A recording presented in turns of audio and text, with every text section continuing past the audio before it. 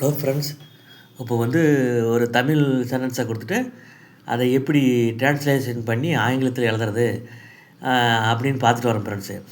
அந்த வகையில் இன்றைக்கி ஒரு தமிழ் சென்டென்ஸ் எடுத்துட்டோம். அதை எப்படி ஆங்கிலத்தில் மாற்றி எழுதுறது, ஒரு பெரிய நீளமான தமிழ் வாக்கியத்தை இருக்குது, அதை எப்படி இங்கிலீஷில் மாற்றி எழுதுறதுன்னு பார்க்கலாம், டிரான்ஸ்லேஷன் பண்ணி எழுதுறதுன்னு பார்க்கலாம் ஃப்ரெண்ட்ஸ்.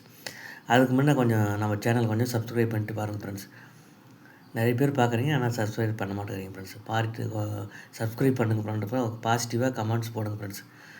நிறைய வீடியோ நான் டெய்லி போட்டுகிட்டே இருந்தப்போ உங்களுக்கு ரொம்ப அட்வான்ஸ்டு வீடியோ தான் போடுவேன். சும்மா சிம்பிளான வீடியோலாம் போட மாட்டேன்.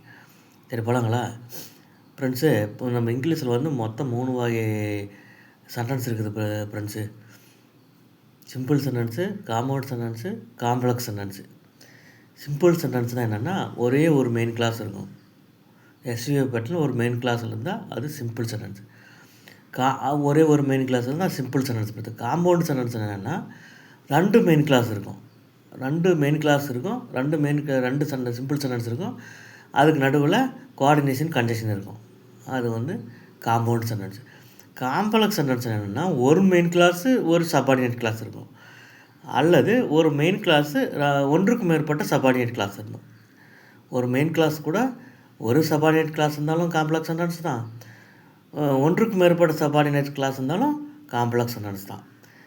அதை கொஞ்சம் மனசில் வச்சுக்கோங்க ஃப்ரெண்ட்ஸு. சரி, இப்போ ஒரு நீளமான தமிழ் வாக்கியத்தை கொடுத்துருக்காங்க பாருங்கள்.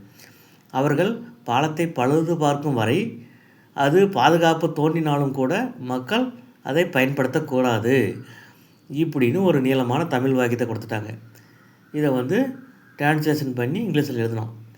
நீங்கள் அப்படி இதை அந்த தமிழ் வாக்கியத்தை படிங்க. அவர்கள் பாலத்தை பழுது பார்க்கும் வரை, அவர்கள் பாலத்தை பழுது பார்த்தார்கள் அப்படின்னு முடியல. அவர்கள் பாலத்தை பழுது பார்க்கும் வரை தொக்கி நிற்கிது. ஒரு சபார்டினேட் கிளாஸுங்க. பொருள் முற்றுப்படாத வாக்கியமாக இருக்கிறதுனால அது ஒரு சபார்டினேட் கிளாஸ்.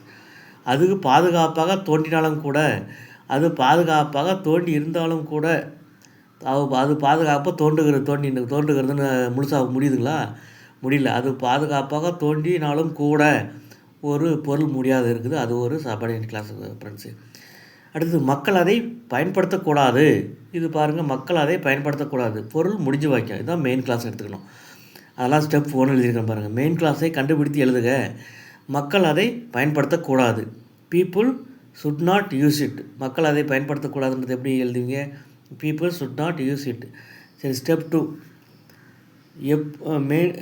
எப்போது வரை, அன்டில் எப்போது வரை என்ற கேள்வியை மெயின் கிளாஸில் உள்ள வெர்பை பார்த்து கேட்டால் வருவது அட்வர்ப் கிளாஸ் ஆஃப் டைம் ஆகும்.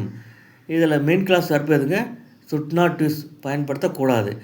அந்த எப்போது வரை பயன்படுத்தக்கூடாது, சுட் நாட் யூஸ்ன்றது வெர்பு, மெயின் கிளாஸில் வெர்பு. அந்த வெர்பை பார்த்து எப்போது வரை பயன்படுத்தக்கூடாது அப்படின்னு கேள்வி கேளுங்க. அவர்கள் பாலத்தை பழுது பார்க்கும் வரை. எப்போது வரை பயன்படுத்தக்கூடாது? அவர்கள் பாலத்தை பழுது பார்க்கும் வரை. வரைக்கு என்ன சப்பாடி கன்ஜெக்ஷன்? வரை என்ற தமிழ் இதுக்கு அன்டில். அவர்கள் பாலத்தை பழுது பார்க்கிறார்கள். தே ரிப்பேர் த ஃப்ரிட்ஜ். அவர்கள் பாலத்தை பழுது பார்க்கும் வரை அப்படின்னா அன்டில் முன்னாடி போட்டுங்க. தே ரிப்பேர் த ஃப்ரிட்ஜ். அவர்கள் பாலத்தை பழுது பார்க்கிறார்கள். அதுக்கு முன்னே அன்டில்ன்ற ஒரு சப்பார்டினேட் கன்ஜெக்ஷனை போட்டிங்கன்னா அது வரைன்ற ஒரு மீனிங் கொடுக்கும், அல்லது வரைக்கும் அப்படின்ற ஒரு மீனிங் கொடுக்கும். அப்போ எப்படி வரும்? Until they repair the fridge. அவர்கள் பாலத்தை பழுது பார்க்கும் வரை அப்படின்னு ஒரு சப்பார்டினேட் கிளாஸ் வந்துடும் ஃப்ரெண்ட்ஸு. இந்த சப்பார்டினேட் கிளாஸ் எங்கே போடணும்னா, பீப்புள் ஷுட் நாட் யூஸ் இட்ன்ற மெயின் கிளாஸுக்கு முன்னாடி எழுதிடணும். Until they repair the fridge main கிளாஸுக்கு முன்னாடி எழுதிடணும். புரிஞ்சுங்களா? அடுத்தது மீதி அந்த தமிழ் வாக்கியத்தில் மீதி என்ன இருக்குதுங்க? அது பாதுகாக்க தோண்டினாலும் கூட. இதுவும் ஒரு சப்பார்டினேட் கிளாஸ் தான் ஃப்ரெண்ட்ஸு. அது பாதுகாப்பாக தோண்டினாலும் கூட, இருந்தாலும் கூடன்றதுக்கு அதுக்கு என்ன சப்பார்டினேட் கன்ஜெக்ஷன் வருதுன்னா ஈவன் இப். ஈவன் இப்புன்றது ஒரு சப்பார்டினேட் கன்ஜெக்ஷன். இந்த இதில் அது பாதுகாப்பாக தோன்றுகிறது. It looks safe. இட்டுன்ற சப்ஜெக்ட்டு, லுக்ஸ் வெர்பு, சேஃப்ன்றது அட்ஜெக்டிவ் காம்ப்ளிமெண்ட்டாக வந்துருக்குதுங்க. இது ஈவன் இப் இட் லுக்ஸ் சேஃப்ன்றது ஒரு சப்பார்டினேட் கிளாஸ். இது அட்வர்ப் கிளாஸ் ஆஃப் கன்செஷன்னு சொல்லுவாங்க ஃப்ரெண்ட்ஸு. இந்த அட்வர்ப் கிளாஸ் ஆஃப் கன்செஷனு இது ஒரு சப்பார்டினேட் கிளாஸை மெயின் கிளாஸுக்கு பின்னாடி எழுதிடுறோம். அதான் எழுதியிருக்கிற பாருங்கள் ஃபைனலாக. Until they repair the fridge, people should not use it even if it looks safe. Main கிளாஸுக்கு பின்னாடி இந்த சபார்டினேட் கிளாஸாக எழுதிடுறோம்.